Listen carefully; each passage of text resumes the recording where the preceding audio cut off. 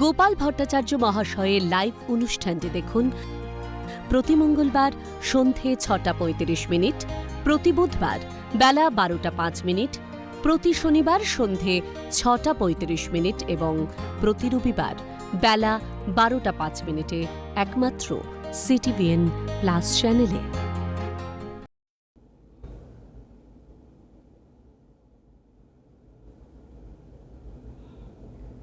নমস্কার, আজকাল পরশুর এখনকার এই মুহূর্তের পর্বে আপনাদের সকলকে স্বাগত জানাবো।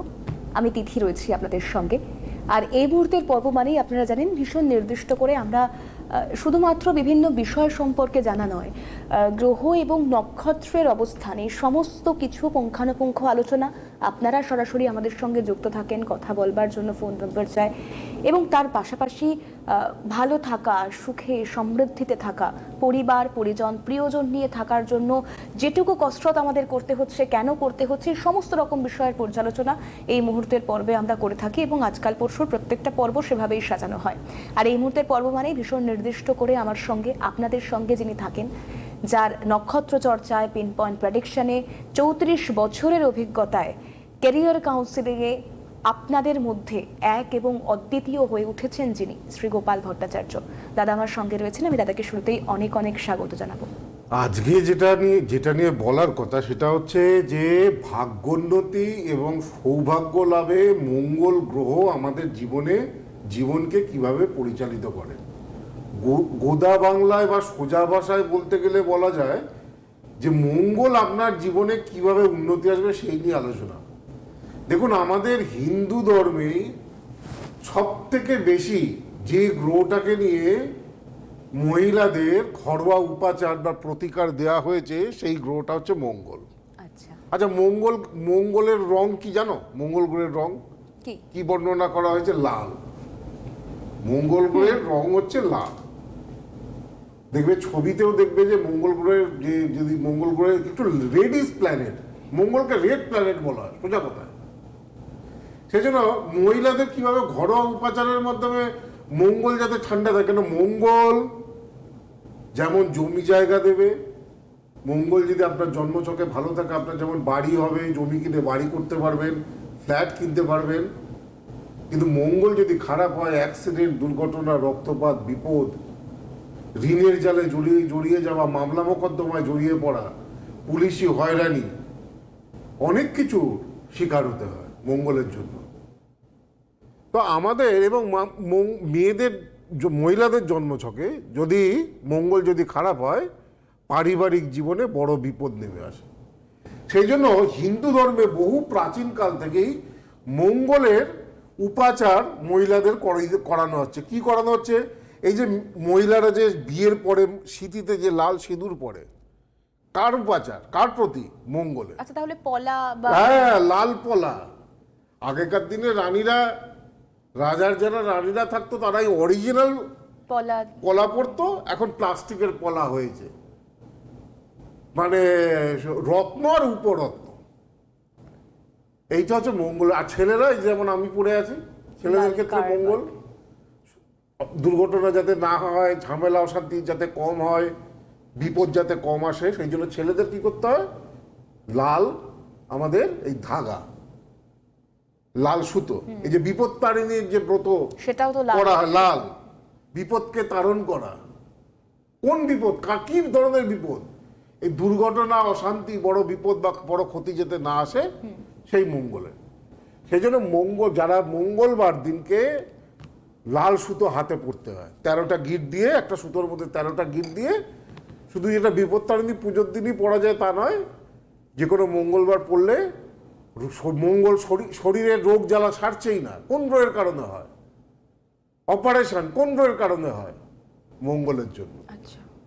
আবার এই মঙ্গলই একজন মানুষকে জীবনে বড় সরকারি চাকরি, বড় কর্মক্ষেত্রে বড় প্রভাবশালী ব্যক্তি, বড় রাজনৈতিক ব্যক্তি, বহু টাকা পয়সার মালিক, এই মঙ্গল গ্রহটাই কিন্তু আবার করাতে পারে। যাই হোক, আমি মঙ্গল নিয়ে আমি বলবো, যেমন আমাদের মহিলাদের ক্ষেত্রে দুটো গ্রহ, একটা হচ্ছে মঙ্গল আর কি বলে, আর একটা হচ্ছে শাখা, হচ্ছে চন্দ্রের প্রতীক। শাখা যেটা যাতে শান্ত থাকে, শান্ত ভাব, শঙ্খ ধারণ করলে মন শান্ত হয়, এটা বলা হয়েছে। তো আমি দেখুন দুটো এপিসোডে মঙ্গল সম্পর্কে আমি অনেক কথা বলেছি। আজকে মঙ্গল নিয়ে শেষ এপিসোড বলবো যে আপনাদের জীবনে মঙ্গল কোন জায়গায় থাকলে আপনাদের ভালো হবে, আর কোন জায়গায় থাকলে কি হবে, কিভাবে ভাগ্যোন্নতি করার মঙ্গল, সে নিয়ে বলবো। তার আগে মনে হয় ফোনে একজনকে হ্যাঁ, একটা ফোন রয়েছে, নিয়ে নি। হ্যালো, নমস্কার, কে রয়েছেন? হ্যালো, নমস্কার। আমি মধ্যমগ্রাম থেকে গোপাল দাস বলছি। আচ্ছা, বলুন। দাদাকে নমস্কার জানাই, আপনাকেও নমস্কার জানাই। বলুন, অনুষ্ঠান দেখেন, পরিচিত কেউ এসেছিলেন দাদার কাছে? আমি 2 মেয়ের জন্যই গেছিলাম। ছোট মেয়ের জন্য কদিন আগে প্রতিকার নিয়েছি বিবাহের জন্য। আচ্ছা, হ্যাঁ, হ্যাঁ। এই 10 দিন 12 দিন মতন হয়েছে। তা আজকে কার জন্য? আজকে বড় মেয়ের জন্য। বড় মেয়ের শরীরটা ভালো যায় না। বড় মেয়ের জন্য আপনি আগে এসেছিলেন বললেন দাদার কাছে? 2 মেয়ের জন্য বড় হ্যাঁ, মেয়ের জন্য অনেকদিন কবে আগে এসেছিলেন? বড় মেয়ের বিবাহের জন্য গেছিলাম, বিয়ে হয়ে গেছে অনেকদিন আগে, সেটা এই 10-12 বছর আগে গেছিলাম। আচ্ছা, ঠিক আছে, মেয়ের নাম বলুন। মেয়ের নাম ঝুলন স্বর্ণকার। আর বড় মেয়েকে 10 বছর আগে দেখেছিলেন, তখন 10-12 বছর আগে, তখন বিয়ে হচ্ছিল না? হ্যাঁ, বিয়ে হয়ে গেছে, অল্প বয়সে বিয়ে দিয়ে দিয়েছিলাম স্যার। তো তারপরে 10-12 বছর পরে কয়েকদিন আগে ছোট মেয়েকে ছোট দেখেছিলেন। মেয়েকে নিয়ে এসেছিলেন? এই তো ছোট মেয়েকে 10-12 দিন হয়েছে, ও প্রতিকার আচ্ছা, তাহলে 12 বছর আগে বড় মেয়েকে দেখালেন, আর 12 বছর পরে আমার কাছেই কেন ছোট মেয়েকে দেখালেন? কেন, আমি উপকার পেয়েছি স্যার, তাই জন্য আপনার কাছেই দেখালাম। আমার নাতনিকে নিয়েও যাব। নাতনিকে নিয়েও আসবেন? এই কিছু আমার ভক্ত বলতে পারো, আমার ফ্যামিলি মেম্বারও, আমি আমার ক্লায়েন্টদেরকে আমার ফ্যামিলি মেম্বারও ভাবি। অনেক ক্লায়েন্টরা আছে আমার বাড়িতেও আসা যাওয়া করে, তারা ওই আমাকে ছাড়া একদমই তাই, চলবে না। অন্য কিছু ভাবতেই পারেন না। হ্যাঁ, এরা ইনিও খুব ডেডিকেটেড আমার একজন ক্লায়েন্ট। ঠিক আছে, বলুন ডেট অফ বার্থ বলুন।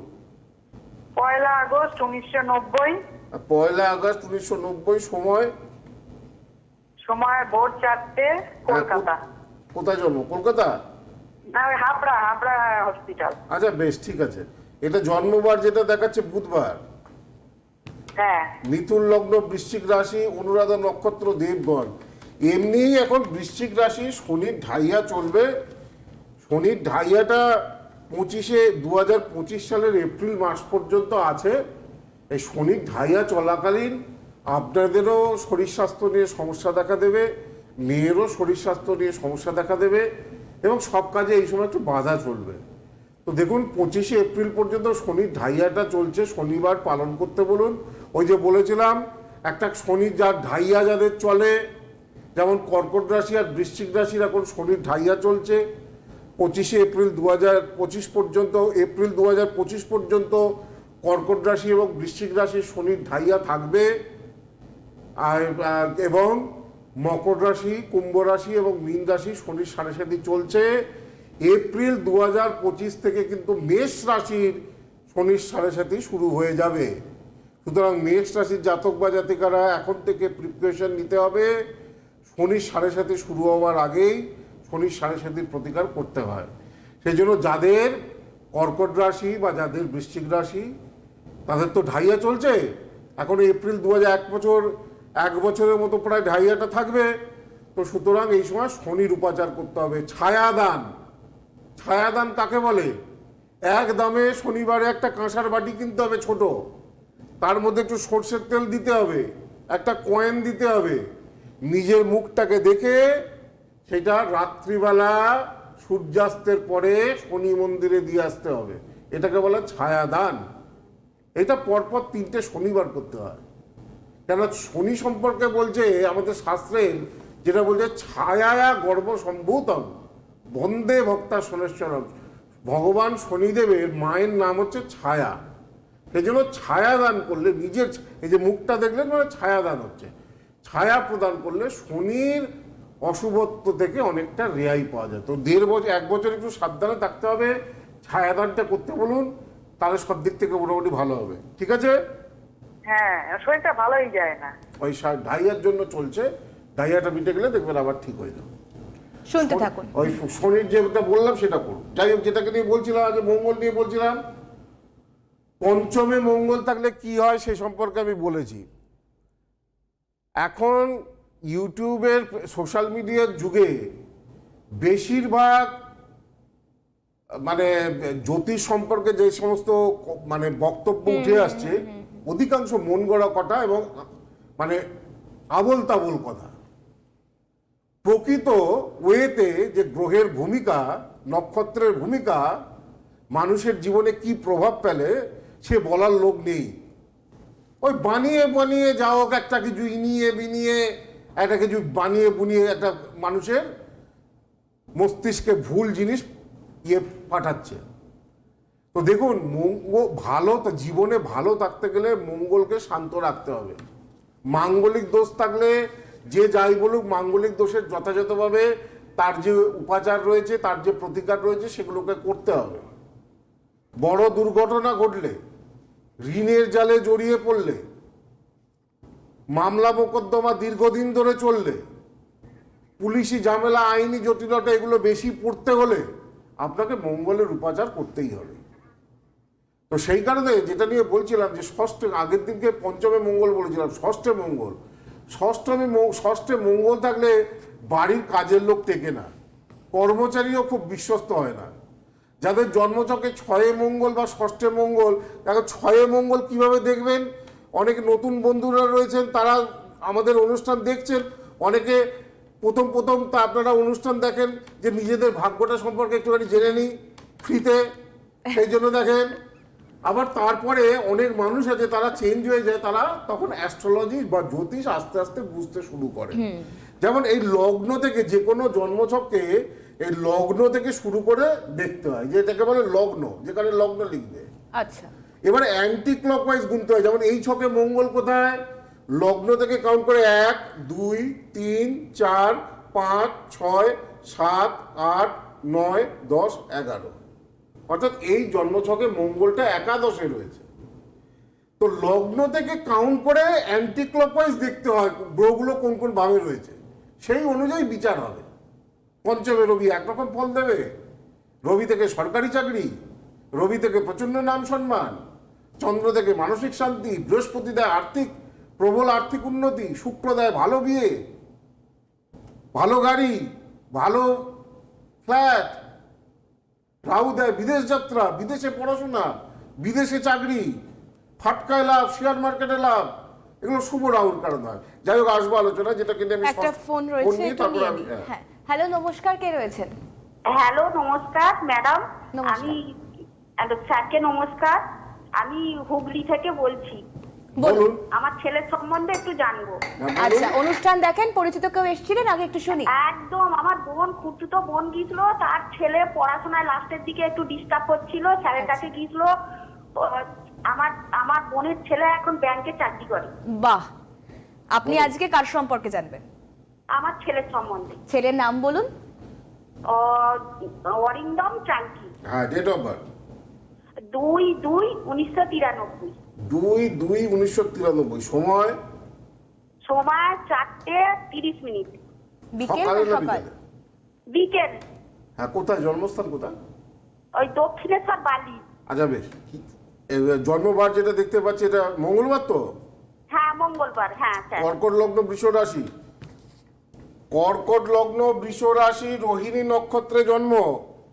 হ্যাঁ, রোহিণী নক্ষত্রে জন্ম, নরগণ 93-তে জন্ম। দেখি জন্ম ছকটা কেমন। প্রথম কথা হচ্ছে এই চারটা একটু দুর্বল হয়ে গেছে। চন্দ্রকেতুর গ্রহণ দোষ, মনের ইচ্ছা পূর্ণ হবে না। রবি শনির বীজ দোষ, পড়াশোনা থাকা সত্ত্বেও 30 বছরের উপরে বয়স হয়ে গেছে, এখনো ভালো চাকরি বাকরি পায়নি, কোনো উন্নতি হতে চাইছে না, এই হচ্ছে সমস্যা। কি বললাম, বুঝেছেন? হ্যাঁ হ্যাঁ এগুলোই তো হচ্ছে। হ্যাঁ, এগুলোই হচ্ছে স্যার। ভালো চাকরি পাচ্ছে না তো? না না, ও সরকারি চাকরির জন্য খুব চেষ্টা করছে স্যার, কিন্তু পড়াশোনা খুব করে, কিন্তু যে এ করে তা নয়, কিন্তু সরকারি চাকরি আছে স্যার। আর দেখুন, এর দুটো জায়গায় চন্দ্রও পীড়িত, রবিও পীড়িত। আচ্ছা, এই দুটো জায়গাকে ঠিক করতে হবে, আচ্ছা, কিছুটা হলেও ঠিক করতে হবে। বৃহস্পতি ভালো, বিএসসি পরীক্ষা জন্মছক। দিয়েছে, এখনো রেজাল্টটা বেরোয়নি, কি সরকারি চাকরি হবার মতো চান্স আসছে? আরে এই দুটো দোষ থাকলে সরকারি চাকরি হয় না।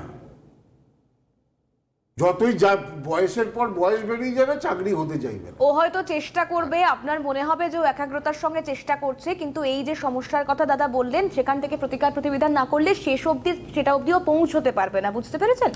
আমি একটা বিষয় একটু দাদাকে ইন্টারাপ্ট করছি, দাদা আমি একটু হেল্পলাইন নম্বরগুলো বলে দিই। অল্প করে বলো। একদম সংক্ষেপেই বলে দিচ্ছি, আপনারা দেখতে পাচ্ছেন শুধু নিচে একটা কথা যাচ্ছে। আমি বলে দিই দাদা ছোট করে, যাদের প্রোগ্রামটা আমাকে সাথে শেষ হ্যাঁ, করতে হবে, একদম। তাহলে মুশকিল। তারপর বলে দাদা সময় শেষ ইন্ডিকেশন করবে, আমাকে অর্ধেক বলে না, ছেড়ে না, দিতে বলে হবে। দিন। হ্যাঁ, দেখুন মহাশিবরাত্রি একটি বিশেষ তিথি। যতগুলো বছরের অমাবস্যা পাওয়া যায়, কৌশিকী অমাবস্যা, মহাশিবরাত্রি অমাবস্যা, এগুলো খুব গুরুত্বপূর্ণ অমাবস্যা। যে কোনো দোষের প্রতিকার এই গুরুত্বপূর্ণ অমাবস্যায় করলে, আবার বাসন্তী নবরাত্রি রয়েছে, এটাও খুব গুরুত্বপূর্ণ অমাবস্যা, এই গুরুত্বপূর্ণ তিথি, চৈত্র নবরাত্রি যেটাতে বাসন্তী পূজা হয়। বাসন্তী পূজা। তো শিবরাত্রি উপলক্ষে স্পেশাল বুকিং গড়িয়াহাট, বারাসাত, বহরমপুর, কোচবিহার, শিলিগুড়ি, দুর্গাপুর, এই সমস্ত জায়গায় দেয়া হচ্ছে। যারা আগ্রহী যে কোনো চেম্বারে দেখাতে চান, সেটা মালদা হোক বা বহরমপুর হোক, কৃষ্ণনগর হোক বা মেদিনীপুর হোক বা বর্ধমান হোক, মেইন হেল্পলাইন নাম্বার 8584038631। এখানে ফোন করলে আপনাদের যাবতীয় চেম্বারের ব্যাপারে যা যা জিজ্ঞাসা সব বলে দেবে। সুতরাং আর ওইটা কথাটা না বাড়িয়ে আমি ষষ্ঠে মঙ্গল সেখান থেকে বলি। দেখবেন অনেক মানুষ আছে জীবনে প্রচুর পরিশ্রম করে, কিন্তু জীবনের সফলতা তাদের যে আর্থিক যতটা উন্নতি হওয়া দরকার সেটা হয় না। মানে অফিসে তাকে উদয়ন্ত সব থেকে পরিশ্রম করতে হয়, অথচ তার মাইনে সব থেকে কম। আচ্ছা, অফিসের দায়িত্ব তার সব, কিন্তু তার কিছুতে ইনক্রিমেন্ট হতে যায় না, প্রমোশন হতে যায় না। আর্থিক ষষ্ঠে মঙ্গল থাকলে এটা হয়, খাটবেন গাধার মতো কিন্তু আর্থিক উন্নতি সেইভাবে হতে যাইবে না। এখানে ষষ্ঠে মঙ্গলকে প্রতিকার করতে হয়, তবে কর্মক্ষেত্রে এবং আর্থিক দিক থেকে উন্নতি হয়। আর সপ্তমে মঙ্গল থাকলে কি হয়? সপ্তমে মঙ্গল তো বিয়েতে প্রচন্ড দেরি করায়, নো ডাউট, কিছুতেই বিয়ের পছন্দ ঠিক মতো হতে যায় না। সপ্তমী মঙ্গল প্রবল মাঙ্গলিক, নট অনলি মাঙ্গলিক, সপ্তমে মঙ্গল থাকলে আমি একটা কথা দেখেছি, এবং যাদের চার্টে আছে আপনারা দেখে নেবেন, আপনারা যাকে ভালোবাসবেন সে বাড়ির যদি কাজের লোককেও, কোনো কাজের লোককে বেশি ভালোবাসেন, কোনো কর্মচারীকেও বেশি ভালোবাসেন, সপ্তমে মঙ্গল থাকলে যাকে বেশি ভালোবাসবেন তার থেকে আঘাত পাবেন জীবনে সব থেকে বেশি। এমনকি সপ্তমে মঙ্গল থাকলে আমি দেখেছি যে সন্তানকে অতি কষ্টে মানুষ করেছে, অতি স্ট্রাগলে মানুষ করেছে, বাবা মারা যাওয়ার পরে সেই সন্তানই মাকে এখন বৃদ্ধ বয়স আর দেখে না। সপ্তমে মঙ্গলের জন্য হয়। সপ্তমে মঙ্গল শুধু বিবাহের ক্ষেত্রে নয়, সপ্তমে মঙ্গল যাকে ভালোবাসবে, যাকে বিশ্বাস করবে তার থেকে বিশ্বাসঘাতকতা বেশি পেতে হয়। তবে সপ্তমে মঙ্গল যদি শুভ থাকে তাহলে যে কোনো জমির ব্যবসা, প্রমোটিং, এগুলো ভালো হয়। আমার অষ্টমে মঙ্গল খুব খারাপ, সব থেকে খারাপ অষ্টমে মঙ্গল। অ্যাক্সিডেন্ট, বড় দুর্ঘটনা, বড় রক্তপাত অষ্টমে মঙ্গলের জন্য হয়। অষ্টমে মঙ্গল প্রবল মাঙ্গলিক দোষ তৈরি করা, বিয়ে হতে প্রচণ্ড বাধা আসে অষ্টমে মঙ্গল। তবে আমার মতে আমি দেখেছি যে মঙ্গল 3টে ঘরে খুব ভালো ফল দেয়, ভালো উন্নতি, জীবনে প্রতিষ্ঠা, জীবনে ভালো জায়গায় ভালো কর্ম। হয়তো এখন গরিব, কিন্তু একটা সময় সে জীবনে আর্থিক দিক থেকে অনেক উন্নতি করেছে, ভালো কিছু করেছে, ভালো চাকরি পেয়েছে, জীবনে ভালো জায়গায় গেছে। আমি দেখেছি মঙ্গল 3টে ঘরে খুব ভালো ফল দেয়, একটা হচ্ছে নবম, একটা হচ্ছে দশম এবং একটা হচ্ছে একাদশ। এই 3টে জায়গায় মঙ্গল খুব ভালো ফল দেয়। যেমন নবমে আমি দেখেছি মঙ্গল হলে কি জীবনে নাম সম্মান প্রচুর পাবে, কোনো প্রভাবশালী ব্যক্তির সংস্পর্শে তার জীবনে উন্নতি হবে। দশমে মঙ্গল বেশিরভাগ ক্ষেত্রে উচ্চ পদ, ভালো সরকারি চাকরি, ভালো মর্যাদাপূর্ণ জব, এগুলো দেয়। তবে দশমে মঙ্গল অশুভ হলে কখনো, দশমে মঙ্গল একটা ব্যাপার দেখা যায়, কর্মক্ষেত্রে সহকর্মীদের সঙ্গে একটি সবসময় একটা লড়াই, একটা কুটকাচালি, পেছনে ষড়যন্ত্র, এগুলো দশমে মঙ্গল খুব বেশি পরিচিত। দশমে মঙ্গল কর্মক্ষেত্রে প্রচণ্ড কনস্পিরেসির শিকার হতে হয়, ষড়যন্ত্রের শিকার হতে হয়। একাদশে মঙ্গল খুবই ভালো, বহু সম্পত্তির অধিকারী করায়, বহু বড় বড় প্রতিষ্ঠিত ব্যবসায়ী, আর্থিক দিক থেকে ভালো উন্নতি করায় একাদশে মঙ্গল যদি শুভ হয়। কিন্তু দ্বাদশে মঙ্গল শুভ নয়, মানহানি করায়, অপবাদ দেয়, ঋণগ্রস্ত অবস্থা দেয়, কারাবাস, পুলিশি ঝামেলা, মামলা মোকদ্দমা দ্বাদশে মঙ্গলের জন্যই হয়ে থাকে। সেই জন্য দ্বাদশে মঙ্গল থাকলে সেটাকে যথাযথভাবে ঠিক করতে হবে, যথাযথভাবে তার প্রতিকার প্রতিবিধান করতে হবে। এই হচ্ছে মোটামুটি মঙ্গলের পর্ব শেষ হলো। 12টা ভাব নিয়ে বলে দিলাম। আপনারা তোমরা যারা জ্যোতিষ শেখো তাদেরও কাজে লাগবে। আমি শুধু ট্র্যাডিশনাল মঙ্গল নিয়ে বলিনি, যে বইয়ে যা লেখা রয়েছে আমার ব্যক্তিগত জীবনে, যেমন আমি বললাম সপ্তমে মঙ্গল আমি দেখেছি যাকে বেশি ভালোবাসবে তার থেকে আঘাত পাবে বেশি। ষষ্ঠে মঙ্গল আমি দেখেছি যেখানে কি বলে যতটা খাটবে ততটা অর্থলাভ জীবনে সেইভাবে হতে চাইবে না। চতুর্থে মঙ্গল আমি দেখেছি যে সেই বাচ্চা জন্ম হওয়ার পর তার বাবার আর্থিক অবস্থা খুব খারাপ হয়ে গেছে। এগুলো আমার 34 বছরের কয়েক লক্ষ মানুষের যে চার্ট দেখার, সেই চার্টগুলো আমার কাছে ডেটা হিসেবে রয়েছে, সেই নিরিখে প্রেডিকশন। আবার এই প্রেডিকশনগুলো, এই ফলাদেশগুলো আরও নিখুঁত হয় যখন গ্রহগুলো কোন নক্ষত্রে রয়েছে সেগুলো দেখে দেখে বলা যায়। তো যাই হোক, মঙ্গল নিয়ে আমার এপিসোড আমি মানে মোটামুটি আজকে কমপ্লিট হলো। কালকে থেকে আমি মহাশিবরাত্রি নিয়ে বলবো। শিবরাত্রিতে কি করলে আপনাদের ভাগ্যোন্নতি হবে, কি করলে আপনাদের ভালো হবে, কি করলে আপনাদের বিপদ কাটবে, কি করলে অর্থনৈতিক উন্নতি হবে, শিবরাত্রিতে কি উপাচার করা উচিত কালকে থেকে বলবো। শুধু সময় তো প্রায় শেষ হয়ে যাচ্ছে। যেতে যেতে একটা কথা বলি যে আমাদের এপ্রিল মাস থেকে আমার যে ইনস্টিটিউট রয়েছে যেখানে জ্যোতিষ শেখানো হয়, এপ্রিল মাস থেকে নতুন কোর্স কিন্তু শুরু হচ্ছে। যারা জ্যোতিষ শিখতে চাইছেন, যদি জ্যোতিষ শেখার তো কোনো বয়স নেই, 60 বছর বয়সের মানুষও শিখতে পারেন, 80 বছর বয়সের মানুষেরাও শিখতে পারেন, আবার 20-21 বছর বয়সের মানুষেরাও শিখতে পারেন। এটা শিখলে একটা এঙ্গেজমেন্ট হবে, নিজেদের ব্যাপারে জানতে পারবেন, অপরকে ফলাদেশও করতে পারবেন, একটা রোজগারের রাস্তাও তৈরি হবে। তো এই যে প্রফেশনাল কোর্স আমাদের যে দুটো শাখা রয়েছে, বাগবাজার এবং কি বলে দুর্গাপুর, এই দু জায়গায় শুরু হচ্ছে এপ্রিল মাস থেকে। 20 জন করে নেওয়া হবে। এখন থেকে কিন্তু যোগাযোগ কিন্তু সেখানে করতে হবে। আমি একটু আলাদা করে, একটু সময় পেয়েছি যখন, আলোচনা যখন প্রায় শেষ, আমি একটু আলাদা করে বলে দিই যে গড়িয়াহাটের চেম্বারের কথা দাদা বলছিলেন। গড়িয়াহাটের চেম্বারের জন্য যারা বুকিং নিতে চাইছেন 9007935831, গড়িয়াহাটের চেম্বারের জন্য বুকিং এর নম্বর যাচ্ছে। বারাসতে দাদা চেম্বার রয়েছে, বারাসত এবং বর্ধমানের চেম্বারের জন্য 8584038640 যাচ্ছে ফোন নাম্বার। আর দুর্গাপুরের চেম্বার, দুর্গাপুরের বেনাচিতির যে চেম্বার রয়েছে সেখানে 8584038636। এটা গেল আলাদা আলাদা কিছু স্পেসিফিক ফোন নাম্বার অ্যাড করা হয়েছে। আচ্ছা, 9748749041 দুর্গাপুরের স্পেশাল নাম্বারটা আবার বলি, ওটা লিখে দাও, পরের দিন থেকে এই নাম্বারটা বলবে, 9748749041। এটা দুর্গাপুরের 041 বুকিং এর স্পেশাল নাম্বার। বেশ, আর সমস্ত চেম্বারের কথা তো দাদা জানিয়েই দিলেন। 8584038631, অর্থাৎ নানান যে চেম্বার রয়েছে একদম নেচার ইয়েলো স্ট্রিপের চেম্বার ডিটেলস আছে। 8584038631 সমস্ত চেম্বারের জন্যই বুকিং নাম্বার। সেটা হলদিয়া, আগরতলা, শিলিগুড়ি, বহরমপুর, বর্ধমান, মালদা, কৃষ্ণনগর। দুর্গাপুরের চেম্বারের কথা বললাম, দিল্লি, ব্যাঙ্গালোরে দাদা চেম্বার করেন, আপনারা জানেন সকলেই। এর পাশাপাশি শিলচর, কোচবিহার, মেদিনীপুর, যে কোনো চেম্বারের জন্য বুকিং এর জন্য 8584038631। গ্রহ নক্ষত্র কথা বলে, যার জন্য আমার কাছে কেউ এলে তাকে কি বলতে হয় আমার এই সমস্যা? না। আর আমার দেখো 34 বছর জ্যোতিষ প্র্যাকটিস করতে করতে আর আধ্যাত্মিক পথে চলতে চলতে, বিশ্বাস করবে না, কোনো মানুষ সামনে এসে দাঁড়ালেই আমি বুঝতে পারি এই মানুষের সমস্যা কি।